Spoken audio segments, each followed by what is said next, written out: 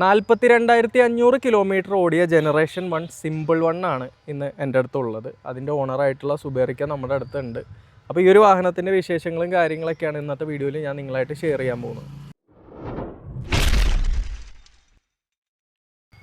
Hi guys, welcome back to my channel. എൻ്റെ പേര് നദീം ലത്തീഫ്. ഞാൻ പറഞ്ഞ പോലെ ഈ ഒരു 42,500 കിലോമീറ്റർ ഓടിയ ജനറേഷൻ 1 സിമ്പിൾ 1ൻ്റെ ഓണറായിട്ടുള്ള സുബേറിക്കയാണ് നമ്മുടെ കൂടെ ഉള്ളത്. എന്താ ചെയ്യുന്നത് ജോലി കാര്യങ്ങൾ? സ്വിഗ്ഗിയിലോടാണ്. അപ്പോൾ എനിക്ക് ആദ്യം ചോദിക്കാനുള്ള ചോദ്യം എന്ന് വെച്ചാൽ എങ്ങനെയാണ് ഒരു ഇലക്ട്രിക് വണ്ടിയിലോട്ട് എത്തുന്നത്? അതായത് സിമ്പിൾ അവിടെ നിൽക്കട്ടെ, സിമ്പിളിലോട്ട് എന്തുകൊണ്ട് വന്നു എന്നുള്ളത് നമുക്ക് സംസാരിക്കാം. എങ്ങനെയാണ് ഒരു ഇലക്ട്രിക് വണ്ടിയിലോട്ട് എത്തുന്നത്? ഞാനിത് എടുക്കുമ്പോൾ ഞാൻ ക്യാമറയിൽ പ്ലാറ്റിനെ ആയിരുന്നു ഉപയോഗിച്ചുകൊണ്ടിരുന്നത്. അപ്പോൾ അതൊരു ആക്സിഡൻ്റ് ഉണ്ടായി. അപ്പോൾ ആക്സിഡൻ്റ് ഉണ്ടായി കഴിഞ്ഞപ്പോൾ ഞാൻ ഇലക്ട്രിക് എടുത്തു. അപ്പോൾ സ്കൂട്ടർ ഇച്ചിരിയോളം നമുക്ക് ഉപയോഗിക്കാൻ എളുപ്പമാണ്. അപ്പോൾ മറ്റുള്ള പെട്രോൾ വണ്ടി എടുക്കുമ്പോൾ നമ്മൾ സ്വിഗ്ഗിയിൽ ഓടുമ്പോൾ ഒരിക്കലും നമുക്ക് ഈ പറഞ്ഞ ബെനിഫിറ്റ് കിട്ടില്ല. അപ്പോൾ അങ്ങനെ ഞാൻ ആദ്യം ഓലയിൽ സെർച്ച് ചെയ്തു. അപ്പോൾ അതിൻ്റെ റിവ്യൂസ് കാര്യങ്ങൾ നോക്കിയപ്പോൾ അത് ഓക്കെ ആവണില്ല. പിന്നെ ഞാൻ ഏതറിലേക്ക് നോക്കിയപ്പോൾ അത് ഏറ്റവും കൂടിയത് അന്ന് ഒരു മാക്സിമം കിട്ടുന്നത് 125 റേഞ്ചാണ്. അപ്പോൾ അതും എനിക്ക് സൂട്ടബിൾ ആവില്ല. അപ്പോഴാണ് എൻ്റെ ഒരു കൂട്ടുകാരൻ സിമ്പിളിൻ്റെ ഇത് ഇട്ടത്. അപ്പോൾ അതിനെക്കുറിച്ച് ഞാൻ എടുത്തപ്പോൾ 2-3 പേരെ കുറച്ച് പേരെ എടുത്തിട്ടുള്ളൂ. അന്ന് എടുത്തവരൊക്കെ ഒരു 170 റേഞ്ച് എന്നോട് അവിടെ പറഞ്ഞു, റിവ്യൂസിൽ കണ്ടു. അപ്പോൾ ഓക്കെ, എനിക്കിത് ഓക്കെയാന്ന് തോന്നി. പിന്നെ എറണാകുളത്ത് നിന്ന് അന്വേഷിച്ചു. അപ്പോൾ നല്ല സഹകരണം, സർവീസിങ്ങിൽ അവരൊക്കെ നല്ല ഒരു ഇത് എന്തോ ഒരു വിശ്വാസം വന്ന് ഞാൻ എടുത്തു. അപ്പോൾ പറഞ്ഞോ. അല്ല, ഇതുവരെ എനിക്ക് അതിലൊരു കുറവ് വന്നിട്ടില്ല. ഞാൻ ചോദിക്കാൻ വന്നതെന്ന് വെച്ച് കഴിഞ്ഞാൽ ഇലക്ട്രിക് വണ്ടി എടുത്തതിന് ശേഷം സ്വിഗ്ഗിയിലോട്ട് പോയതാണോ അതോ സ്വിഗ്ഗിയുടെ ഓടാന്ന് വിചാരിച്ചിട്ടല്ല? അല്ല, സ്വിഗ്ഗിയിൽ ഞാൻ ഓടിയിരുന്നു. അതായത് എനിക്ക് വർക്കില്ലാത്ത സമയത്ത് ഞാൻ പാർട്ട് ടൈം. ഏത് വണ്ടിയായിരുന്നു? പ്ലാറ്റിന. അതാണ് അന്ന് ആക്സിഡന്റ് ഉണ്ടായത്. അതിനുശേഷമാണ് കംപ്ലീറ്റ്ലി സ്വിഗ്ഗി ആയിട്ട് ഈ വണ്ടി ഓടി തുടങ്ങി. അപ്പോൾ മെയിനായിട്ടുള്ള റീസൺ എന്ന് പറഞ്ഞാൽ റേഞ്ച് തന്നെയായിരുന്നു സ്വിഗ്ഗി ഓടാനായിട്ട് അല്ലേ? അപ്പോൾ ആ റേഞ്ച് കാരണം തന്നെയാണ് സിമ്പിൾ 1ലോട്ട് എത്തിയത് അല്ലേ? ഇപ്പോൾ ഇത് ഏത് വേരിയന്റ് സിമ്പിൾ 1ൻ്റെ? ഇത് ഫസ്റ്റ് വേരിയന്റ് ജെൻ 1. ആ റേഞ്ച് എത്ര റേഞ്ച് അവർ പറയണത് ശരിക്കും? അവർ ഇതിനകത്ത് കാണിക്കുന്നത് 190 എനിക്കൊരു 170 എന്തായാലും നമ്മൾ കംപ്ലീറ്റ് ഓടുന്നില്ല, പക്ഷേ 170 എന്തായാലും ഓടാന്ന് എനിക്ക് ഉറപ്പുണ്ട്. ഓടാൻ പറ്റുന്നുണ്ട്. എന്ത് മോഡിലാണ് ഓടാറ്? ഞാൻ എക്കോ മോഡിൽ തന്നെ. ചില സമയത്ത് മറ്റേ ഇത് ഇടാറുണ്ട്, പക്ഷെ എന്ന് വെച്ചാൽ ഓവർ ഇതിൽ പോകാറില്ല. ഒരു 50-55 ആ ഒരു റേഞ്ചിലാണ് പോകാറുള്ളൂ, അതിൻ്റെ അപ്പുറത്തേക്ക് പോകാറില്ല. ഇപ്പോൾ ഒരു ദിവസം എത്ര മണിക്കൂർ ഓടും സ്വിഗ്ഗി? ഞാൻ രാവിലെ 11 to 3:30 അല്ലെങ്കിൽ 4. അത് കഴിഞ്ഞ് ചാർജിങ്ങിന് ഇട്ടിട്ട് രാത്രി 7 മണി തൊട്ട് രാത്രി 12 മണി. അപ്പോൾ ഒരു ദിവസം മൊത്തം ശരിക്കും എത്ര കിലോമീറ്റർ ഓടും? ആ ഒരു ചാർജിങ് അടക്കം സ്വിഗ്ഗിയാണ് നമ്മൾ നോക്കണമെങ്കിൽ ഒരു ചിലപ്പോൾ 100-200 ഒക്കെ ഓടും. അപ്പോൾ രാവിലെ എത്ര കിലോമീറ്റർ ഓടിയിട്ടുണ്ടാവും ഈ ചാർജ് ചെയ്യാൻ ഇടുമ്പോഴത്തേക്കും? അപ്പോഴത്തേക്ക് ഏതാണ്ട് ഒരു അതായത് ഒരു 20-30% ആകുമ്പോഴാണ് ഞാൻ നിൽക്കണത്. അന്നേരം ഏതാണ്ട് ഒരു 100-105 അങ്ങനെയൊക്കെയാണ്. ഞാൻ കറക്റ്റ് നോക്കാറില്ല, ആ റേഞ്ചിലാണ് ഓടിയിട്ടാണ് കൊണ്ടുപോയി. ഈ 30 കൊണ്ടുവന്നിട്ട എത്ര നേരം കഴിയുമ്പോൾ? 7 മണിയാകുമ്പോൾ. അപ്പോൾ എത്ര മണിക്കൂർ? എല്ലാ ദിവസവും ഒരേ കിലോമീറ്റർ അല്ല, വേരിയേഷൻ ഉണ്ടാവും. ചില ദിവസം ഉച്ചയ്ക്ക് ഓർഡർ കുറവായിരിക്കും, രാത്രി ആയിരിക്കും ഓർഡർ കൂടുതൽ. അപ്പോൾ കൂടുതൽ ഓടുന്ന ദിവസം രാത്രി ഒരു 7:30-8 മണി വരെയൊക്കെ ചിലപ്പോൾ. അപ്പോഴത്തേക്ക് എത്ര ചാർജ് ആയിട്ടുണ്ടാവും? 60-30 എന്നുള്ളത് ഒരു 80 ആ റേഞ്ചിലൊക്കെ. വീട്ടിൽ തന്നെയാണ് ഫുൾ ചാർജിങ്?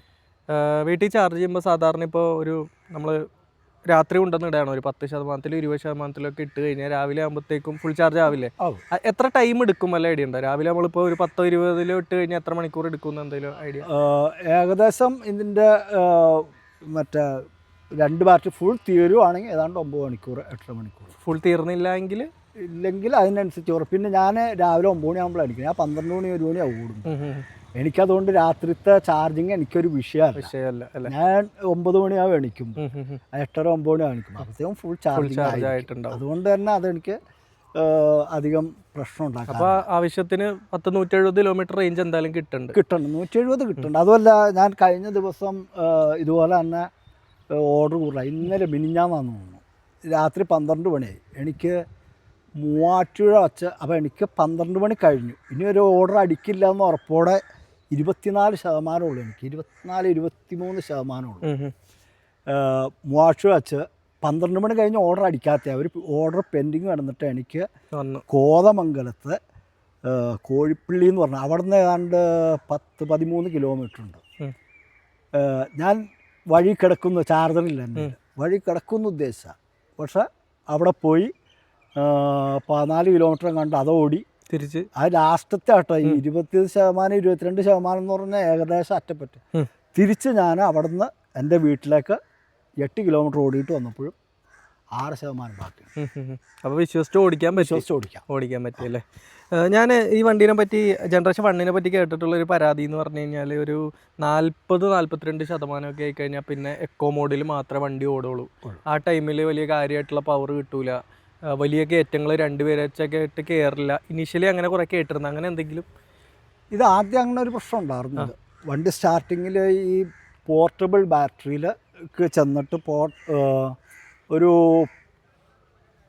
പോർട്ടബിൾ ബാറ്ററിയിൽ 18% ആകുമ്പോൾ ഈ വണ്ടി വലിക്കാതാവും, ഒട്ടും വലിക്കാണ്ടാവും. രണ്ടും കൂടെ ചേർത്തിട്ടുള്ള ബാറ്ററി എത്ര എത്തുമ്പോഴാണ് അത് എക്കോളിലേക്ക് എത്തണത്? വല്ല ഐഡിയ ഉണ്ടോ? അതായത് ഇപ്പം അതിൻ്റെ വ്യത്യാസം വരുത്തിയിട്ടുണ്ട്. അന്ന് 40 വെച്ച് ഇതിലെ 40 എന്ന് പറയുമ്പോൾ മെയിൻ ബാറ്ററി 20 മെയിൻ ബാറ്ററി 20 എത്തുമ്പോഴാണ് ഈ പോർട്ടബിളിലേക്ക് പോകുന്നത്. അതാണ് 20, 20, 40. അപ്പോൾ മൊത്തം 40% കാണിക്കുന്ന ടൈമിലാണ് ആദ്യം എക്കോയിലോട്ട് പോയിക്കൊണ്ടിരുന്നത്. അപ്പോൾ ആ ടൈമിൽ എന്തായിരുന്നു അവസ്ഥ? ആ ടൈമിൽ ഈ മറ്റേ ബാറ്ററി കുറേ ഓടിക്കഴിഞ്ഞ് കഴിയുമ്പോൾ അതിൻ്റെ എന്തോ ഒരു സോഫ്റ്റ്വെയർ ഇഷ്യൂ ഉണ്ട്, ചില കയറ്റം വലിക്കാണ്ട് വരും. എന്നിട്ട് അത് കഴിഞ്ഞിട്ട് അത് കുറേ ദിവസങ്ങൾ കഴിഞ്ഞപ്പോൾ അവർ ഈ ബാറ്ററി, ഇതിൻ്റെ അകത്തിരുന്ന ബാറ്ററി എൻ്റെ ഇത് മേടിച്ച് ബാംഗ്ലൂർക്ക് വിട്ടിട്ട് വേറെ ബാറ്ററി എനിക്ക് തൽക്കാലമല്ല അത് കൊണ്ടുപോയി വച്ച് തന്നു. അത് ഫിക്സ് ഇതായിട്ട് വെച്ചു. അപ്പോൾ ആ ഒരു ഇഷ്യൂ വന്നില്ല. പിന്നെ പൊതുവെ മറ്റ് ഇതിൻ്റെ പവർ വച്ചിട്ട് 40% അതിൻ്റെ പവറൊന്നും കിട്ടില്ല. അതായത് എക്കോയിൽ മാത്രമാണ് ഈ വണ്ടി പോകുന്നത്. ഇപ്പം ഈ പറയണ പോലെ എത്ര ശതമാനം ആകുമ്പോൾ എക്കോയിൽ 40 തന്നെ? ഇപ്പോൾ 30, പക്ഷെ അതിന് വലിയ ഇതില്ല. ഒരു 40 കഴിഞ്ഞിട്ടുണ്ടെങ്കിൽ താഴേക്ക് വരുമ്പോഴത്തേക്കും പവർ കുറഞ്ഞു വരും. എന്നാലും ഇപ്പം കയറ്റം കയറുന്നുണ്ട്. പക്ഷെ എന്ന് പറഞ്ഞാൽ വലിയ ഇതിലല്ല ഓടുന്ന എക്കോയിൽ കയറുന്നുണ്ട്. ഇപ്പം ഞാൻ വന്ന വഴി അത് എൻ്റെ വൈഫും ഞാനും കയറാറുണ്ട്. അപ്പോൾ അവരത് ഫിക്സ് ചെയ്ത് തന്നു. ഇത് തന്നെയാണ് ഞാൻ മുമ്പ് വീഡിയോ ചെയ്ത ജിതിൻ എന്ന് പറഞ്ഞ ഒരു പുള്ളി നമ്മുടെ അടുത്ത് പറഞ്ഞത്. അതായത് പുള്ളി എന്നെ കോൺടാക്ട് ചെയ്യുന്ന ടൈമിൽ പരാതി എന്ന് പറഞ്ഞു കഴിഞ്ഞാൽ വണ്ടി എടുത്തിട്ട് വേറെ കുഴപ്പമൊന്നുമില്ല, ഒരു 40 കഴിയുമ്പോൾ എക്കോ മോഡായി കഴിയുമ്പോൾ വീടിൻ്റെ അടുത്ത് വലിയൊരു കയറ്റമുണ്ട്, അത് കയറുന്നില്ല എന്നുള്ള പരാതിയായിരുന്നു. പക്ഷെ നമ്മളത് പറഞ്ഞു കഴിഞ്ഞപ്പോഴത്തേക്കും സിമ്പിളിന്ന് പെട്ടെന്ന് തന്നെ ഒരു സോഫ്റ്റ്വെയർ പാനിക്കായിരുന്നു. എടുത്തത് അബദ്ധമായോ എന്നൊരു തോന്നൽ ഞങ്ങൾക്ക് എല്ലാവർക്കും ഉണ്ടായിരുന്നു. ശരിക്കും പാനിക്കായിരുന്നു. പക്ഷെ അവർ വന്ന് ഇവിടെ ഇവിടെ ഈ കയറ്റമൊക്കെ അവർ ഈ വണ്ടി കൊണ്ടുപോയി ഇത് ടെസ്റ്റ് ചെയ്ത് അവർക്ക് ബോധ്യമായി. അവർ കമ്പനിയിലേക്ക് പറഞ്ഞ് പെട്ടെന്ന് തന്നെ കാര്യങ്ങളൊക്കെ സെറ്റാക്കി തന്നല്ലോ. അപ്പോൾ പറയുന്ന റേഞ്ച് ഏറെക്കുറെ കിട്ടുന്നുണ്ട്. അത്യാവശ്യം ഇപ്പോൾ പവറൊക്കെ കുറച്ചുകൂടെ കൂട്ടിയിട്ട് എക്കോ മോഡിൽ കയറ്റവും കാര്യങ്ങളൊക്കെ കയറുന്നുണ്ട് അല്ലേ? ഇത് എനിക്ക് തോന്നുന്ന ഒരു 30-35 കിലോമീറ്റർ സ്പീഡിലാണ് ഓടണമെങ്കിൽ ഒരു പക്ഷേ ഇത് ഞാൻ പറഞ്ഞ റേഞ്ചിൽ നിന്ന് മേളിലേക്ക് കയറാം. കാരണം ഞാൻ മിനിമം 50 ഓടണം. എന്നിട്ട് 170 കിട്ടുന്നു. റേഞ്ച് വൈസ് ഹാപ്പിയാണ് അല്ലേ? പിന്നെ പെർഫോമൻസ് സോണിക് മോഡൊക്കെ യൂസ് ചെയ്യാറുണ്ടോ? അധികം യൂസ് ഇല്ല. ജസ്റ്റ് സംഭവം ഓക്കെയാണ്, അടിപൊളിയാണ്. എന്നാലും നമുക്ക് അതിന്റെ ആവശ്യമില്ലാത്തതും നമ്മൾ അതിട്ട് ഓടിക്കുന്നത് സേഫ് അല്ലേ? അവ ആവശ്യത്തിലും കൂടുതലാണ്. അല്ല, അത് സോണിക് മോഡ് പറക്കൊക്കെ ചെയ്യും, അതൊക്കെ ഓക്കെയാണ്, അതിൻ്റെ അകത്തൊന്നും വേറെ പ്രശ്നമല്ല. പക്ഷെ എനിക്ക് അതിന്റെ ആവശ്യം വന്നില്ല. ഇത് എന്ത് വിലക്കാണ് എടുത്തത് ഓൺ റോഡ്? അന്ന് 187 സംതിങ്ങും പ്ലസ് 8,500 രൂപ, 8 വർഷം 80,000 കിലോമീറ്റർ എന്നുള്ള ഇതിലാണ് എടുത്തത്. അപ്പോൾ ഏതാണ്ട് 196 അങ്ങനെ എങ്ങാണ്ട് ഒരു റേറ്റ് ആയിട്ടുണ്ടല്ലേ. ആ ഒരു റേറ്റ് കൊടുക്കാൻ മൈൻഡിൽ പറയുന്ന പോലെ 2 ലക്ഷത്തിനടുത്ത് എന്നൊക്കെ പറയുമ്പോഴത്തേക്കും കൊടുക്കാൻ ഓക്കെ ആയിരുന്നു അതോ? അല്ല, ഓക്കെ ആയിരുന്നു എന്ന് വെച്ചാൽ ഞാൻ ഏതൊരു എടുക്കുമ്പോൾ എനിക്ക് 126 റേഞ്ച് എന്ന് പറഞ്ഞാൽ എന്തായാലും 110 അങ്ങനെയൊക്കെ അല്ല കിട്ടുള്ളൂ. അതിന് ഞാൻ ഈ എമൗണ്ട് കൊടുക്കണം. കാരണം ഓലയിലൊക്കെ എനിക്ക് ഒരിക്കലും ചിന്തയില്ല, അങ്ങനെ ഒരു ചിന്തയേ ഇല്ല. പിന്നുള്ള ഓപ്ഷൻ ഒന്നുമില്ലെങ്കിൽ ഏതർ അല്ലെങ്കിൽ ഇത്. പക്ഷേ ഏതർ ഞാൻ ഇത്രയും പൈസ കൊടുക്കുമ്പോഴും ഈ റേഞ്ച് ഇത്ര കിട്ടും. അപ്പോൾ ഈ പൈസ കൊടുക്കാൻ ഓക്കെ ആയിരുന്നു. ഇപ്പോൾ എത്ര ആളായി എടുത്തിട്ട് ശരിക്കും? ഇപ്പോൾ കഴിഞ്ഞ ജനുവരി 28 27-നെടുത്താണ് കഴിഞ്ഞ വർഷം. അപ്പോൾ ഒരു വർഷത്തോളമായി. ഒരു വർഷം. അപ്പോൾ ഇതുവരെ 42,500 കിലോമീറ്റർ ഓടി. ഇതുവരെ എന്തെങ്കിലും കംപ്ലൈൻറ്റുകൾ കാര്യങ്ങളോ റോട്ടിൽ കിടക്കുകയോ അങ്ങനെ എന്തെങ്കിലുമൊക്കെ? റോട്ടിൽ കിടന്നിട്ടുണ്ട്. റോട്ടിൽ കിടന്നത് ബെൽറ്റ് മറ്റേ ഇതാണ്, മഴക്കാലത്ത് ഇതിൻ്റെ പുള്ളി തേയണ ഒരു പ്രശ്നമുണ്ട്. അതിൽ ഞാൻ റോട്ടിൽ കിടന്നിട്ടുണ്ട്. അപ്പോൾ പുള്ളി തേയുമ്പോൾ എന്താ സംഭവിക്കുക? പുള്ളി തേഞ്ഞ് ഷാർപ്പായി കഴിയുമ്പോൾ ബെൽറ്റ് പൊട്ടും. ഓ. അപ്പോൾ മഴക്കാലത്താണ് ആ പ്രശ്നം. അപ്പോൾ ബെൽറ്റ് പൊട്ടിയായിരുന്നോ? ആ ബെൽറ്റ് പൊട്ടി. എത്ര കിലോമീറ്റർ ആയിരുന്നു? അതങ്ങാണ്ട് 20 സംതിങ് ആണ്. അവരെ ഫ്രീ ആയിട്ട് മാറ്റി തന്നു? അല്ല, ആദ്യത്തെ 20 കഴിഞ്ഞായിരുന്നു. 20,000 2 പ്രാവശ്യമാണ് പൊതുവെ പൊട്ടിയത്. ആദ്യത്തെ 20 കഴിഞ്ഞാറിനോണ്ട് എനിക്ക് മാറ്റി തന്നില്ല. മറ്റത് 20-നും ശേഷമാണ് സോറി 10 ആവണതിന് മുമ്പാണ് പൊട്ടിയത്. അപ്പോൾ പുതിയൊരു ബെൽറ്റ് ഇട്ടാൽ 10ഉം സ്റ്റോക്ക് വന്ന ബെൽറ്റിന് 20,000. ഓക്കെ. അപ്പോൾ ആ ഒരു ഏതറിലെ പോലെ തന്നെ ചെളിയും മഴയൊക്കെ അടിച്ച് കഴിയുമ്പോഴത്തേക്കും ആ ഒരു പ്രശ്നം ഇപ്പോഴും ഉണ്ടോ? അത് ഇപ്പോൾ മഴയില്ല. മഴയില്ലാത്തതുകൊണ്ട് വേറെ യൂസേഴ്സിന് അറിയോ സിമ്പിൾ യൂസ് ചെയ്യുന്ന ആളുകളെ? ഇഷ്ടം പോലെ ഇവിടെ ഉണ്ട്. അവരും പറയുന്നുണ്ടോ ബെൽറ്റിന്റെ ഈ പുള്ളിയുടെ പ്രശ്നം പറയുന്നു. മെയിനായിട്ട് ഒരു ഹഗ്ഗർ ഇവര് വച്ച് കാലത്ത് തന്നാൽ നമുക്ക് ഏറെക്കുറെ പരിഹരിക്കാന്നാണ് എനിക്ക് തോന്നുന്നത്. ചെളി അടിക്കണം. അതുപോലെ ചെളി ഇതിപ്പോ ഏതായാലും ഇതായാലും ചെളി അടിക്കണ്ട, പുറത്തേക്ക് പേടിക്കണ്ട. പക്ഷെ ഞാൻ മാക്സിമം ഒറ്റയ്ക്കാണ്, പിന്നെ ഞാൻ റെയിൻകോട്ട് ധരിക്കുന്നത്. അപ്പൊ അതല്ലാതെ വേറെ എന്തെങ്കിലും പ്രശ്നങ്ങൾ? പ്രശ്നം എടുത്തപ്പോ ഒരു ഓബ്ലിംഗ് ഉണ്ടായിരുന്നു വണ്ടിക്ക് ഇത്. പക്ഷെ ഞാൻ ടയർ മാറ്റിയ പിന്നെ ആ ഓബ്ലിംഗ് ആണ് മാറിയില്ലേ? വേറെ അങ്ങനെ കാര്യമായ ഒരു പ്രശ്നം, വണ്ടി ഓണാവാത്ത ഇഷ്യൂ, അല്ല ഇടയ്ക്ക് സോഫ്റ്റ്വെയറിലും നമുക്ക് ഈ താക്കോല് ഓഫാക്കി ഓണാക്കിയാൽ തീരുന്ന പ്രശ്നങ്ങൾ, വേറെ പ്രശ്നമൊന്നുമില്ല. വഴി കിടന്നത് ഈ ബെൽറ്റ് പൊട്ടിയ അത് അവര് എന്തെങ്കിലും ചെയ്ത് റെഡി ആക്കിയാൽ അത് ഓക്കെയാണ്. പിന്നെ ഈ വണ്ടിക്ക് വേറെ എനിക്ക് കംപ്ലൈന്റ് പറയാനില്ല. വലിയൊരു കംപ്ലൈന്റ് ആണ്. അതെ. വാറണ്ടിയിലേക്ക് പൈസ ഇറങ്ങുന്ന ഒരു കേസാണ്. സസ്പെൻഷൻ കാര്യങ്ങളൊക്കെ എങ്ങനെയാണ് വണ്ടിയുടെ? സസ്പെൻഷൻ ഓക്കെയാണ്. ബാക്ക് നല്ല സ്മൂത്താണ്. ഫ്രണ്ട് ചെറിയൊരു ഇതുണ്ട്. എന്നാലും ഞാൻ മറ്റുള്ള ഈ ആ ബൈക്കൊക്കെ ഓടിച്ചത് വെച്ച് എനിക്കിത് ബെറ്ററാണ്. എനിക്ക് നടുവേന ഉണ്ടായിരുന്നു മറ്റേ വണ്ടി ഓടിക്കും. എനിക്ക് ഡിസ്ക് അകൽച്ച ഉണ്ടായിരുന്നു ഡിസ്കിൻ്റെ. അത് ഞാൻ MRI ചെയ്ത് ഇത് ചെയ്തായിരുന്ന. പക്ഷേ ഈ വണ്ടി കയറിയ പിന്നെ എനിക്ക് ആ ഡിസ്കിൻ്റെ ഇഷ്യൂ ഇല്ല. മറ്റേ ആ പൾസർ ഓടിക്കുമ്പോഴുണ്ട്. വീട്ടിലൊരു പൾസർ ഇരിക്കുന്നുണ്ട്, NS ഇരിക്കുന്നുണ്ടല്ലോ. അത് ഓടിക്കുമ്പോൾ പ്രശ്നമുണ്ട്. മറ്റേ പ്ലാറ്റിനം ഓടിക്കുമ്പോഴും പ്രശ്നമുണ്ട്. ഇതിൽ ആ ഒരു ഇഷ്യൂ ഇല്ല. പിന്നെ ഊർന്നു പോണ ഒരു സംഭവമുണ്ട്. അത് ഇതറിലും ഉണ്ട്. കാരണം ഇങ്ങനെ ഞാൻ ആ വണ്ടി കയറി ബാക്കിൽ ഇരുന്നപ്പോൾ തന്നെ ഞാൻ ഇങ്ങനെ ഹൈറ്റിൽ ഇരിക്കണം. അപ്പൊ നമ്മൾ സ്വാഭാവികമായിട്ട് ഇങ്ങനെ ഊർന്നു വരാനുള്ള ഒരു ചാൻസസ് ഉണ്ട്. അപ്പൊ കുറച്ചുകൂടെ ഏതെങ്കിലും ഒരു സീറ്റ് കവർ കുറച്ചുകൂടെ മറ്റേ ഗ്രിപ്പൊക്കെ ഉള്ള ടൈപ്പ് ഇട്ട് കഴിഞ്ഞാൽ അത് അവിടെ കുഴപ്പമൊന്നും ഉണ്ടാവും. എൻ്റെ ബാക്ക് പെയിൻ മാറിയത് ഈ വണ്ടി ഓടിച്ചതിന് ശേഷം. ഇപ്പൊ ടയർ മാറിയ കാര്യം പറഞ്ഞു. ടയറൊക്കെ എത്ര ലൈഫ് കിലോമീറ്റർ കിട്ടുന്നുണ്ട്? അത് ഫ്രണ്ട് എനിക്ക് അത് ആദ്യത്തെ ഇത് രണ്ടാമത്തെ, ഫസ്റ്റിലെ മറ്റേ കമ്പനിയുടെ ഏതാണ്ട് 25,000 കിട്ടി. ഏകദേശം കേട്ടോ, ഞാൻ ഓർമ്മയിൽ 25-ന് മേളക്കലാണ്, താഴേക്കില്ല. ഇത് കമ്പനി കിട്ടിയത് ഏതാണ്ട് 15-ന്റെ അടുത്തെങ്ങാണ്ട് കിട്ടി. സെക്കൻഡ് മാറിയത് ഏകദേശം ആ ഒരു റേഞ്ചിലാണ്. ഞാൻ അങ്ങനെ ഓർത്തിരിക്കുകയാണ്. ബാക്കിൽ കൂടുതൽ ഡ്രൈവ് ബാക്കിലായതുകൊണ്ട് ഒരു 15 ഫ്രണ്ട് ഒരു 25,000 മസ്റ്റ് കൂട്ടാം. കമ്പനി ഇത് എത്രയാണെന്ന് ഇനി തീർന്നാലും അറിയാൻ പറ്റും. അപ്പോൾ വേറെ കംപ്ലൈന്റുകളൊന്നുമില്ല അല്ലേ? വേറെ കംപ്ലൈന്റുകളും. സർവീസ് ഇപ്പോൾ എത്ര സർവീസ് കഴിഞ്ഞിട്ടുണ്ടാവും? ഇപ്പോൾ 8 സർവീസ് കഴിഞ്ഞു. 5000-ലാണ് സർവീസുകൾ പറഞ്ഞത്. സർവീസ് ചെയ്തതിലൊക്കെ ഫ്രീ ഉണ്ടായിരുന്നു ആദ്യം പോലെ? ഇല്ല, ഫ്രീ ഇല്ല. ആദ്യം അവർ ചെറിയതൊക്കെ പറഞ്ഞതിന് പിന്നെ അത് മാറ്റി. പിന്നെ എനിക്ക് പൊതുവെ സർവീസ് എന്ന് പറഞ്ഞാൽ ഞാൻ എങ്ങനെ എത്രയും പെട്ടെന്ന്, കാരണം വേറെ കംപ്ലൈന്റ് ഇല്ലാത്തതുകൊണ്ട് എത്രയും പെട്ടെന്ന് ബെൽറ്റ് ഒന്ന് മുറുക്കി തരാൻ പറഞ്ഞ് ഞാൻ കുഞ്ചാറുള്ളൂ. അപ്പോൾ സർവീസിനൊക്കെ എന്ത് കോസ്റ്റ് വരാറുണ്ട്? 870 അങ്ങനെ 75 അങ്ങനെയാണ്. അതാണ് സാർ. അപ്പോൾ ഈ സർവീസിനിടയിൽ ബ്രേക്ക് പാഡ് മാറാറുണ്ടോ? ബ്രേക്ക് പാഡ് ഞാൻ മഴയത്ത് മാറിയിട്ടുണ്ട്. ഇത് ആദ്യത്തെ എനിക്ക് മഴയ്ക്ക് മുമ്പ് ഇതിൻ്റെ ബ്രേക്ക് പാഡ് 15,000 കിട്ടി. 15,000 കിട്ടി. മറ്റത് 25,000 കിട്ടി ബ്രേക്ക് പാഡ്. പക്ഷെ മഴയത്ത് ഇത് ബ്രേക്ക് പാഡ് തേയ്മാനം കൂടി. ബ്രേക്ക് പാഡ് മാറ്റാൻ എന്ത് കോസ്റ്റ് വരുന്നുണ്ടോ? വല്ല ഉണ്ടോ?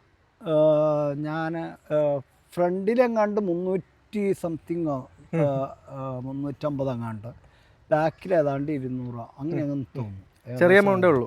ചെറിയ എമൗണ്ട്. അപ്പോൾ സർവീസ് വലിയ കോസ്റ്റ്ലി ആയിട്ട് തോന്നുന്നുണ്ടോ പെട്രോൾ വണ്ടി വെച്ച് കമ്പയർ ചെയ്യുമ്പോഴത്തേക്ക്? പെട്രോൾ വണ്ടി വെച്ച് എനിക്ക് സർവീസ് കോസ്റ്റ്ലി ആയിട്ട് തോന്നുന്നില്ല. ഈ ബെൽറ്റും ഇതും ഓക്കെ ആണെങ്കിൽ വേറെ വണ്ടിക്ക് പ്രശ്നമൊന്നുമില്ല, കോസ്റ്റ്ലി അല്ല. പക്ഷെ അത് കോസ്റ്റ്ലി ആണ്. സർവീസ് എറണാകുളത്താണ് ചെയ്യാറ്? എറണാകുളത്ത് ചെയ്യാറ്. എങ്ങനെയുണ്ട് സർവീസ്? പക്കയാണ്, നല്ലതാണ്. പെട്ടെന്ന് കിട്ടാറുണ്ട്? പെട്ടെന്ന് കിട്ടാറുണ്ടെന്ന് പറഞ്ഞാൽ എനിക്ക് ആ പാടെ ഒരു ഷോട്ട് വന്നു. ഈ വണ്ടി ഒരു പ്രാവശ്യം നമ്മുടെ പയ്യൻ കൊണ്ടുവന്ന് ഇതല്ല, ഇത് ഇന്നാള് കഴിഞ്ഞ അവസ്ഥയാണ്. അത് ഇച്ചിരി ഓവർ ഇതായിരുന്നു. അതിന് മാത്രം എനിക്ക് അത് അന്ന് മഴക്കാലമായതുകൊണ്ട് ഒരുപാട് വണ്ടിയും കിടന്നുകൊണ്ട് പ്രാവശ്യം അതിന് മാത്രമാണ് എനിക്ക് ഇച്ചിരി. ബാക്കിയൊക്കെ ഞാൻ ചിലപ്പോൾ രാവിലെ പോയാൽ വൈകിട്ടിനുള്ളിൽ റെഡിയാക്കി കിട്ടും. അപ്പോൾ ആ വക കാര്യങ്ങളിലെല്ലാത്തിലും ഹാപ്പിയാണ്. വാറണ്ടി എന്താണ് അവസ്ഥ ഇപ്പോൾ? വെഹിക്കിൾ വാറണ്ടി എത്രയുണ്ട്? ബാറ്ററി വാറണ്ടി എത്രയുണ്ട്? വെഹിക്കിൾ വാറണ്ടി ഇനി ഇല്ല എനിക്ക്. 3 വർഷം 30,000 കഴിഞ്ഞ്. അത് കഴിഞ്ഞു. ഇനിയുള്ളത് ബാറ്ററി വാറണ്ടി. ഇനി എത്രയുണ്ട്? ബാറ്ററി വാറണ്ടി എനിക്ക് 80,000 ഞാൻ പറഞ്ഞില്ല, 8,500 എക്സ്ട്രാ. 8 വർഷം 80,000. 8 വർഷം 80,000. അതിന്റെ പകുതി 8 വർഷം വേണ്ട എനിക്ക്. അതിന്റെ പകുതി എത്തി ഓൾറെഡി. 42,500 ആയല്ലേ? അതിൽ ബാറ്ററി മാത്രമേ വരാം. ബാറ്ററി മോട്ടറും ഉണ്ട്. Battery motor. ഇതിപ്പോ എന്തായാലും സ്വിഗ്ഗിയോടെ അല്ലേ? ഇതില് നമ്മള് സ്റ്റോറേജ് എന്താ ചെയ്യാറ്? ഫ്രണ്ടിൽ വെക്കുകയാണ്? ഞാൻ ഇവിടെ ഒരു ബാഗ് വെച്ചിട്ടും അതിൻ്റെ ഉള്ളിൽ ജാക്കറ്റ്, റെയിൻകോട്ട്. ആദ്യമൊക്കെ ഞാൻ ഈ പോസ്റ്റേ കുത്തി ചാർജ് ചെയ്യുമായിരുന്നു ആദ്യം. അപ്പോൾ അതിൻ്റെ ഇതും ചാർജറും. പക്ഷെ ഇന്ന് മിനിഞ്ഞാന്ന് ഇങ്ങനെ ഒരു അബദ്ധം പറ്റിയോണ്ട് ഞാൻ ചാർജറും വൈകിട്ട് വണ്ടിക്കകത്ത് എടുത്ത് വെക്കുന്നുണ്ടല്ലേ? വീട്ടിൽ ചാർജ് ചെയ്യുമ്പോഴത്തേക്കും കറണ്ട് ബില്ലിൽ എത്രത്തോളം വ്യത്യാസം ഉണ്ടെന്നുള്ള എന്തെങ്കിലും ഐഡിയ ഉണ്ടോ? വലിയ വ്യത്യാസം എനിക്ക് വരുന്നില്ല. ഒരു മാസം എത്ര കിലോമീറ്റർ ആണ് ഓടുന്നത് ആവറേജ്? എന്തായാലും 5,000 അടുത്ത് ഓടുന്നുണ്ട്. സ്വിഗ്ഗി ഓടി തുടങ്ങിയ പിന്നെ 5,000 മേലെ. അപ്പോൾ കറണ്ട് ബില്ലിൽ എത്ര വ്യത്യാസം വരുന്നുണ്ട് 2 മാസം കൂടുമ്പോൾ ബില്ല് വരുമ്പോൾ? മറ്റൊരു AC ഇടാത്ത സമയത്തുള്ളതാണ് ഞാൻ പറയുള്ളൂ. AC ഇടുന്നത് പറയില്ല. AC ഇടാത്തപ്പോൾ 1000 സംതിങ് ആയിരുന്നു എൻ്റെ വീട്ടിൽ വന്നുകൊണ്ടിരുന്നത്. 1,100 അത് ഏകദേശം 2,400 2,400 ചിലപ്പോൾ 2,100. അത് വീട്ടിലെ ഉപയോഗം കൂടി കാൽക്കുലേഷൻ ചെയ്തിട്ടാണ് വരുള്ളൂ. ലാഭമാണ്. എന്തായാലും 25 രൂപ കൂടുതൽ ഒരു ദിവസം എനിക്ക് വരാറില്ല. 200 കിലോമീറ്റർ ഓടിയാൽ. ഇപ്പൊ തന്നെ 42,000 കിലോമീറ്റർ ആയി. 42,000 കിലോമീറ്റർ ഇപ്പൊ ഈ പറഞ്ഞ പോലെ പ്ലാറ്റിനയിലാണെങ്കിൽ അത്യാവശ്യം നല്ല മൈലേജ് ഉണ്ടായിരുന്നു. പ്ലാറ്റിന ഇച്ചിരി ഡേഞ്ചറായി വണ്ടീനെ സംബന്ധിച്ച്. പിടിച്ചാൽ ചിലപ്പോൾ പിന്നെ ഈ പറയുന്ന പോലെ ബുദ്ധിമുട്ട് കാരണം സ്കൂട്ടറിലേക്ക് ആക്കി. ബൈക്ക് അതല്ല, ഇച്ചിരി കംഫർട്ട് സ്കൂട്ടർ തന്നെയാണ്. സ്റ്റോറേജും ഫാമിലി ആയിട്ട് പോകാനാണെങ്കിലും സ്റ്റോറേജിനൊക്കെ ആണെങ്കിലും ബെറ്റർ. അതിപ്പോ പെട്രോൾ സ്കൂട്ടർ ആണെങ്കിലും കംഫർട്ടാണ്. അവിടെ ഒരു പ്രശ്നം പൈസ. അപ്പൊ ഇപ്പോ എന്താണ് ഫ്യൂച്ചർ പ്ലാൻസ്? ഇപ്പോൾ നമ്മൾ ഈ പറഞ്ഞ പോലെ വണ്ടി ഇത്ര 2 ലക്ഷം മുടക്കി എടുത്തു, 42,500 കിലോമീറ്റർ ആയി. എന്താണ് പ്രതീക്ഷ? അല്ല, എനിക്കിന് പ്രതീക്ഷ വണ്ടിയെ സംബന്ധിച്ചാൽ എനിക്കിത് അപ്ഗ്രേഡ് ചെയ്യണമെന്നുള്ളൊരു ആഗ്രഹമുണ്ടോ? കാരണം ഇപ്പോൾ 6.7 എനിക്കിപ്പോൾ വേറെ ഒരു എന്തായാലും 10,000 രൂപ 1,200 രൂപ എനിക്ക് ഇപ്പോൾ ഈ 3 മണിക്കൂർ നമ്മൾ റെസ്റ്റ് ചെയ്താലും പോയി ഉണ്ടാക്കിയിട്ട് വീട്ടിൽ വെക്കുക, നടക്കാൻ സമാധാനമുണ്ട്, കുഴപ്പമില്ല. അപ്പോൾ ഈ വണ്ടി വച്ചിട്ട് ഇനി ഇതിൻ്റെ ഒരു 6.5 കിലോ അപ്ഗ്രേഡ് ചെയ്യണമെന്നൊരു ആഗ്രഹമുണ്ട്. എന്നാൽ ഈ വണ്ടി എത്ര വരെ ഓടിക്കും? ഇപ്പോൾ 42,500 ആയില്ലേ? അൾട്ര വന്നാലും അപ്പം തന്നെ കൊടുക്കും, പോകുന്നവരെ ഓടിക്കും. അതാണ് പ്ലാൻ. അതായത് വണ്ടി ബാറ്ററി കംപ്ലൈൻറ്റ് വരുന്നവരെ ഓടിച്ചിട്ട് ഇത് മാറ്റാം. ബാറ്ററിക്ക് എന്ത് കോസ്റ്റ് ഉണ്ടെന്ന് ചോദിച്ചായിരുന്നു. ഇപ്പോൾ അത് എല്ലാ വണ്ടികളുടെയും കുറഞ്ഞിട്ടുണ്ടെന്ന് എല്ലാ വണ്ടികളുടെയും കുറഞ്ഞിട്ടുണ്ടെന്നാണ് കേട്ടത്. പക്ഷെ ഞാൻ ഈ 80,000 കഴിഞ്ഞിട്ട് എനിക്ക് അതിന്റെ ടെൻഷൻ മതിയില്ലോ എന്ന് ഓർത്തിട്ട് ഞാൻ ചോദിച്ചിട്ടില്ല. എന്നാലും 80,000 ഓടുമ്പോഴത്തേക്കും 80,000 നമ്മൾ ഓടിയെത്തിയാൽ തന്നെ ഈ പറയുന്ന പോലെ ഒരു ആക്റ്റീവ് വെച്ച് നോക്കുമ്പോൾ ആക്റ്റീവക്ക് തന്നെ ഏറ്റവും കുറഞ്ഞ 1,60,000 രൂപയുടെ പെട്രോൾ വേണ്ടി വരും. അത് മാത്രമല്ല, ഞാൻ പറഞ്ഞ പോലെ ഇപ്പോൾ 80,000 എത്തിയാലും പലർക്കും ഉള്ളൊരു തെറ്റിദ്ധാരണ എന്ന് പറഞ്ഞാൽ വാറണ്ടി കഴിഞ്ഞ് കഴിഞ്ഞാൽ ബാറ്ററി കംപ്ലൈൻറ്റ് ആകും എന്നുള്ളതാണ്. അതുകൊണ്ടാണ് ഞാൻ ഓലയുടെയും ഈതറിൻ്റെ വീഡിയോ ചെയ്തത്. 1.5 ലക്ഷവും 90,000 കിലോമീറ്റർ ഓടിയ വാഹനങ്ങളുടെ വീഡിയോ ചെയ്തത്. കാരണം 8 വർഷം 80,000 80,000 കഴിഞ്ഞു പോയാലും ഒരു നിർബന്ധമില്ല ബാറ്ററി കംപ്ലൈൻറ്റ് ആവണം. ചിലപ്പോൾ 1 ലക്ഷം ഓടാം, ചിലപ്പോൾ 1.5 ലക്ഷം ഓടാം. അത്രയൊക്കെ ഓടി. ഞാൻ പറഞ്ഞത് കഴിഞ്ഞ ദിവസം ഈ വണ്ടി ഇങ്ങനെ വന്നു എന്ന് പറഞ്ഞില്ലേ, പക്ഷെ ഇതിലെന്തെങ്കിലും ഈ 40,000 ഇന്നെന്തെങ്കിലും പ്രശ്നങ്ങൾ പറ്റിയെങ്കിൽ എനിക്ക് അങ്ങനെ ഓടിയെത്താൻ പറ്റൂല. ഞാൻ എപ്പോഴും അങ്ങനെ ഓടിക്കാറില്ല, തീർത്തും ഓടിക്കാറില്ല. പക്ഷെ കഴിഞ്ഞ ദിവസം ഇങ്ങനെ എന്തെങ്കിലും 40,000 കുറവ് വന്നിരുന്നെങ്കിൽ, വലിയ കുറവ് വന്നിരുന്നെങ്കിൽ എനിക്ക് ആ 5% അവിടെ ബാക്കി ഉണ്ടാവാൻ പാടില്ല.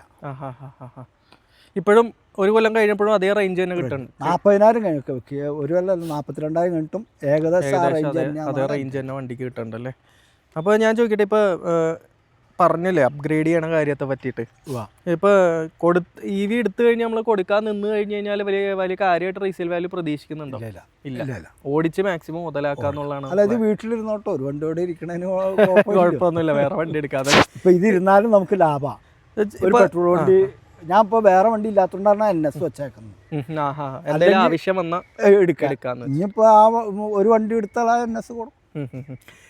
ഹാപ്പിയാണ്, ഞാൻ ഹാപ്പിയാണ്. ഈ ഒരു രണ്ട് ഞാൻ പറഞ്ഞില്ല, ഒരു ഇച്ചിരി അപ്ഗ്രേഡ് ചെയ്യാനുണ്ട്. അതായത് ഒരു ചെളി തെറിക്കുന്ന ഹഗ്ഗർ, പുള്ളിയുടെ ഇത് അത് കഴിഞ്ഞാൽ ഞാൻ ഹാപ്പിയാണ്. എനിക്ക് ഹാപ്പിയാണ്. അപ്പോൾ ആരെങ്കിലും ഇതുപോലെ വന്നിട്ട് ഈ വണ്ടി എടുക്കട്ടെ എന്ന് ചോദിച്ചു കഴിഞ്ഞാൽ എന്താ പറയാ? എടുത്തോളാൻ പറയും. പക്ഷെ ഞാൻ പറയും ഇന്ന പ്രശ്നങ്ങളുണ്ട്, അത് ഞാൻ എപ്പോഴും പറയാറ്. അത് നമ്മൾ പറഞ്ഞിട്ടാണ് നമ്മൾ, കാരണം അവരറിഞ്ഞ് അവരെടുക്കുവാണെങ്കിൽ എടുത്തോട്ടെ.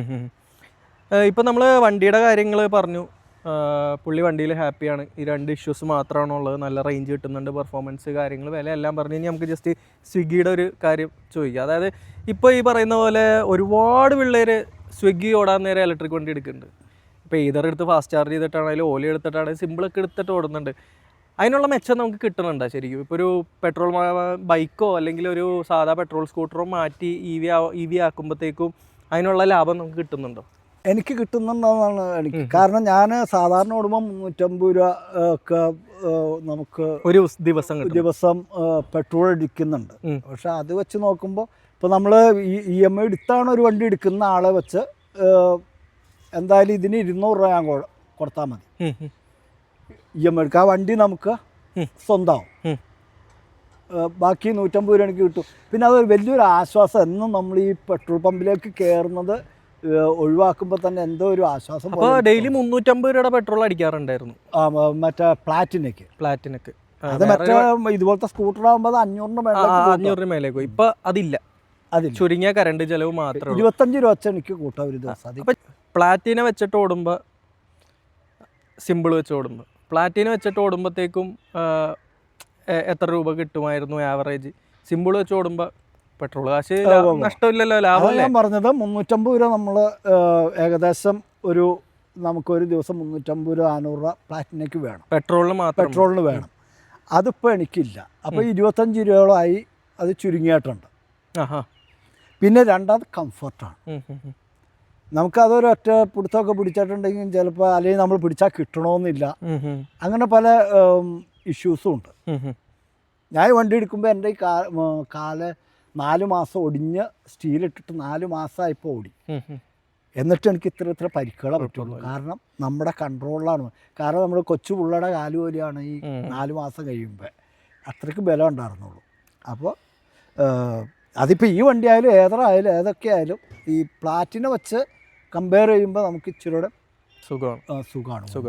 അപ്പോൾ ചുരുക്കി പറഞ്ഞു കഴിഞ്ഞാൽ ഈ പറയുന്ന പോലെ നമ്മൾ സ്വിഗ്ഗിയോ സൊമാറ്റോ ഓടി കിട്ടുമ്പോൾ അവിടെ പെട്രോൾ വാഹനം യൂസ് ചെയ്യുന്ന ആൾ പെട്രോളിന് പൈസ കൊടുക്കും, നമുക്ക് പെട്രോളിന് പൈസ കൊടുക്കണ്ട. ആ പൈസ നമുക്ക് ലാഭം അല്ലേ? അപ്പോൾ സ്വിഗ്ഗി സൊമാറ്റോ ഒക്കെ എടുക്കുന്നവരുടെ അടുത്ത് ഇലക്ട്രിക് എടുത്തോളാൻ പറയും. ഇലക്ട്രിക് എടുക്കുക. അല്ല, ഇതിനകത്ത് 2 ഇഷ്യൂസ് ഉണ്ട്. ഇത് നമുക്ക് പെട്രോൾ എവിടെ ചെന്ന് വേണമെങ്കിലും അടിക്കാം. അതെ, അതത്രേ ഉള്ളൂ. അത് നമുക്ക് ഇത് നമ്മുടെ ഉപയോഗിക്കാൻ, നമ്മുടെ ഓട്ടത്തിന് നമുക്ക് ആവശ്യമുള്ള റേഞ്ച് വേണം. റേഞ്ച് ഇല്ലെങ്കിൽ തന്നെ ഇപ്പം ഞാൻ ഓടും പോലെ വീട്ടിൽ വന്ന് ഇത്ര സമയം കിടന്ന് ചാർജ് ചെയ്ത് കിട്ടുന്ന എത്രയാണോ അത്രയും എന്നുള്ള രീതിയിലൊക്കെ ഓടുന്നവർക്കേ ഇത് പറ്റുള്ളൂ. ഇങ്ങനൊരു പരിമിതി അവിടെ ഉണ്ട് പെട്രോൾ ഇതും തമ്മിൽ. വേറെ എന്തെങ്കിലും പിന്നെ ഇവർക്ക് ഫാസ്റ്റ് ചാർജ് ഇവരിപ്പോൾ ഈ വണ്ടിക്ക് തരുന്നില്ല. പഴയ വണ്ടിക്ക് അത് ഒരു പ്രശ്നമാണ്. ഫാസ്റ്റ് ചാർജ് ഉണ്ടായിരുന്നെങ്കിൽ എനിക്ക് അവിടെ ചാർജ് ചെയ്തിട്ട് ഇപ്പോൾ വീട്ടിലൊന്ന് 3 മണിക്കൂർ എനിക്ക് കിടക്കാം. ഈ വണ്ടിക്ക് ഫാസ്റ്റ് ചാർജിങ് ഇപ്പോൾ വന്നിട്ടില്ല. പക്ഷേ അവരവിടെ ചാർജിങ് സ്റ്റേഷനിൽ ഫാസ്റ്റ് ചാർജർ വെച്ചിട്ടുണ്ടല്ലോ, ബ്ലേസ് DC. അത് എല്ലാത്തിൻ്റെ കൂടിയതാണ്. പുതിയ വണ്ടിക്ക് ചാർജർ ജനറേഷൻ 2-നുണ്ട്, 1-നില്ല. അവരും മെയ് ലാസ്റ്റോ ഏപ്രിലിൽ എങ്ങാണ്ട് വരുമെന്നാണ് പറഞ്ഞത്. ഇപ്പോൾ ഈ ഫാസ്റ്റ് ചാർജിങ് ഉണ്ടായിരുന്ന ഒരു പക്ഷേ എനിക്ക് വീട്ടിൽ വന്ന് അതുപോലെ ഇപ്പോൾ സ്വിഗ്ഗി ഓടുന്നവർക്ക് കൂടുതൽ ഈ വണ്ടി എടുക്കാൻ പറ്റും. കാരണം പിന്നെ നമുക്ക് അതിൻ്റെ ഒരു പ്രശ്നം വന്നില്ല. ചാർജ് ചെയ്താൽ മതി. ഒരു കാര്യം കൂടെ ചോദിക്കാണ്ട്, ഇവർ പറഞ്ഞിരുന്ന ഫീച്ചേഴ്സ് എല്ലാം ഇപ്പോഴത്തേക്ക് കിട്ടിയിട്ടുണ്ടോ? എന്തൊക്കെ ഫീച്ചേഴ്സ് ഉണ്ട്? ഒന്ന് എനിക്ക് ഞാൻ അധികം ഫീച്ചേഴ്സ് നോക്കുന്നില്ല, എനിക്ക് വണ്ടി വഴിക്കിടക്കാതിരിക്കുക എന്നുള്ളതാണ് എന്നെ സംബന്ധിച്ച് ഇതുള്ളത്. പിന്നെ ഇതിന് എനിക്ക് റിവേഴ്സ് ഉണ്ട്, അത് ഓക്കെയാണ്. പിന്നെ ഞാൻ പറഞ്ഞല്ലോ, ഞാൻ അധികം ഫീച്ചേഴ്സ് ബ്ലൂടൂത്ത് കണക്ഷൻ ഇവർ ഇച്ചിരിയോടെ ഇമ്പ്രൂവ് ചെയ്യണം. വേറെ ഒന്നും അങ്ങനെ നോക്കാറില്ല, വേറെ ഒന്നും നമുക്ക് ആവശ്യമില്ല. അതുകൊണ്ടാണ് വെച്ചോണ്ട് അങ്ങോട്ട് ഓടയാണ് നമുക്ക് വണ്ടി അല്ല, ഇതുവരെ എനിക്ക് ഈ പറഞ്ഞ സോഫ്റ്റ്വെയർ ഇഷ്യൂസിൻ്റെ പേരിലോ അല്ലെങ്കിൽ മറ്റുള്ള ഇഷ്യൂസിൻ്റെ പേരിൽ വഴിക്ക് കിടക്കേണ്ടി വന്നില്ല എന്നുള്ളത് ഒരു പ്ലസ് പോയിന്റ് അല്ല. അപ്പോൾ പല മൈനസും നമ്മൾ കണ്ടില്ല എന്ന് വെക്കുന്നതിലും കുഴപ്പമില്ല. അപ്പോൾ ഇതൊക്കെയാണ് സുബൈർക്കാടെ വണ്ടിയുടെ വിശേഷങ്ങൾ. ഇപ്പോൾ സ്വിഗ്ഗിയാണ് ഓടിക്കൊണ്ടിരിക്കുന്നത് കുറേ നാളുകളായിട്ട്. ഇപ്പോൾ ഒരു കൊല്ലം കൊണ്ട് തന്നെ 42,500 കിലോമീറ്ററായി. പുള്ളി ഹാപ്പിയാണ്. ഈ പറയുന്ന പോലെ ചെളി അടിക്കുന്ന പ്രശ്നങ്ങൾ, മഴക്കാലത്ത് ഈ ബെൽറ്റിൻ്റെ ലൈഫ് കുറയുന്ന പ്രശ്നം, ഇതൊക്കെ തന്നെയാണ് പറയുന്നുള്ളൂ. ഈതറിലൊക്കെയുള്ള സിമിലർ ഇഷ്യൂ അല്ലാതെ ബാക്കി വാറണ്ടിയൊക്കെ കഴിഞ്ഞിട്ട് വണ്ടി കുഴപ്പമില്ലാതെ പോകുന്നുണ്ട്. ഡീസൻ്റ് ആയിട്ടുള്ളൊരു വാറണ്ടി ബാറ്ററിക്കും ഉണ്ട്. നല്ല സർവീസ് കാര്യങ്ങളെല്ലാം കിട്ടുന്നുണ്ട്. ഒന്നും പറയാനില്ല, സർവീസിലും അല്ല. എറണാകുളത്ത് ഇനിയിപ്പോൾ വേറെ എവിടെ എനിക്കറിയില്ല. എറണാകുളത്തെ കേസ്. ഓക്കെ, അപ്പോൾ എറണാകുളത്തെ സർവീസിലും പുള്ളി വളരെ ഹാപ്പിയാണ്. ഓവറോൾ ഞാൻ പറയുകയാണെങ്കിൽ സിമ്പിൾ എന്ന് പറഞ്ഞു കഴിഞ്ഞാൽ ആദ്യം നമുക്ക് ഒരു പേടിയായിരുന്നു. കാരണം ഒരുപാട് ആളുകളുടെ ഇന്ന് ആദ്യം 1947 രൂപ വെച്ചിട്ട് അവർ പിരിച്ച് വണ്ടി വരും എന്ന് പറഞ്ഞിരുന്ന് 1 കൊല്ലം കഴിഞ്ഞ് 2 കൊല്ലം കഴിഞ്ഞ് 3 കൊല്ലം ആയപ്പോഴത്തേക്കും പലരും അത് വിട്ടു. പക്ഷേ പിന്നീട് സിമ്പിൾ ഒരു യാഥാർത്ഥ്യമായിട്ട് വന്നിട്ട് ഇപ്പോൾ എനിക്ക് തോന്നുന്നു ഒരു പ്രീമിയം ഇലക്ട്രിക് 2 വീലർ സെഗ്മെൻറ്റ് എന്ന് വേണമെങ്കിൽ പറയാം. അതിൽ അത്യാവശ്യം പേരെടുത്ത് അത്യാവശ്യം റിലയബിൾ ആയിട്ടുള്ള വണ്ടികൾ തന്നെയാണ് അവർ ഇറക്കിയിരിക്കുന്നത്. വലിയ ഒരുപാട് കംപ്ലൈൻറ്റുകളും സത്യം പറഞ്ഞു കഴിഞ്ഞാൽ അങ്ങനെ കേൾക്കാനില്ല. ഈ ബെൽറ്റിൻ്റെ പോലെ ചെറിയ ഇഷ്യൂസ് അല്ലാതെ വലിയ കംപ്ലൈൻറ്റുകൾ കാര്യങ്ങളൊന്നും ഇപ്പോൾ അങ്ങനെ കേൾക്കാറില്ല. അപ്പോൾ ഇത് പലർക്കുമുള്ള ഒരു റെഫറൻസ് ആയിട്ട് യൂസ് ചെയ്യാൻ പറ്റുന്ന ഒരു വീഡിയോ ആണ്. നിങ്ങൾ ഈ സ്വിഗ്ഗി യൂസ് ചെയ്യാൻ പോകുന്ന ആളുകളോ അല്ലെങ്കിൽ സിമ്പിളുടെ വാഹനം എടുക്കാൻ പ്ലാൻ ചെയ്യുന്നവരാണെങ്കിൽ ഈ വീഡിയോ നിങ്ങൾക്ക് റെഫറൻസ് ആയിട്ട് യൂസ് ചെയ്യാം. പക്ഷേ എനിക്ക് പറയാനുള്ളൊരു കാര്യം എന്ന് വെച്ചാൽ എല്ലാവർക്കും ഒരേ അനുഭവം ആവണം എന്നൊന്നുമില്ല. ചിലപ്പോൾ മോശം അനുഭവമുള്ളവരുണ്ടാവും, നല്ല അനുഭവങ്ങളൊക്കെ ഉള്ളതുണ്ടാവും. അപ്പോൾ നിങ്ങൾ ആലോചിച്ചും കണ്ടും നിങ്ങളുടെ ആവശ്യത്തിനനുസരിച്ച് നോക്കി നിങ്ങളുടെ ബഡ്ജറ്റൊക്കെ നോക്കിയിട്ട് പറ്റുന്നൊരു വാഹനം എടുക്കുക. ഇത്രയും പറഞ്ഞുകൊണ്ട് ഇന്നത്തെ വീഡിയോ വൈൻഡപ്പ് ചെയ്യാണ്. ബൈ.